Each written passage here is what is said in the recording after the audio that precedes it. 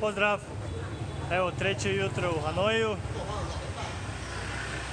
Vrijeme je malo sumljivo, trebao bi danas ići u Nije, ali svakih pola sata se spusti kiša. Vidjet ću.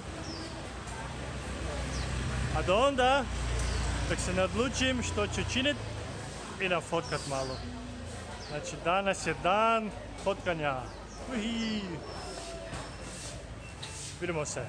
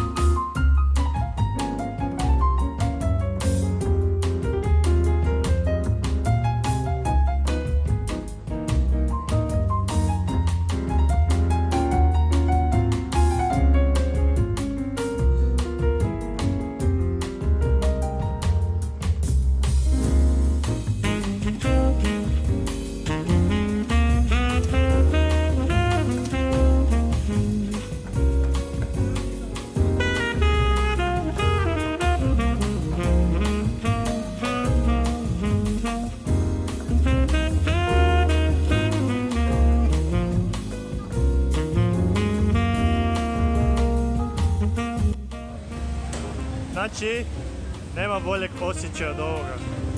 Da tu uzmeš potić, hodaš pol sata i skužiš da nema kartice.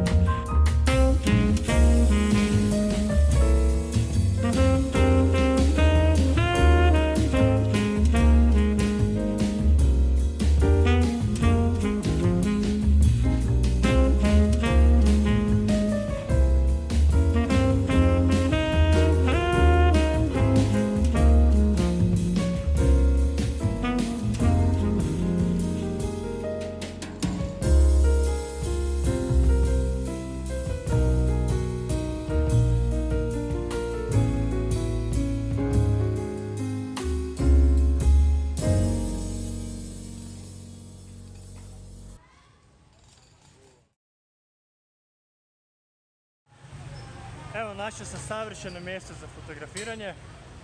Znači, raskrižje. Bacam oči na 4 ulice. I odličan potez. Čekam svoj plijen da ga okinem i to je to.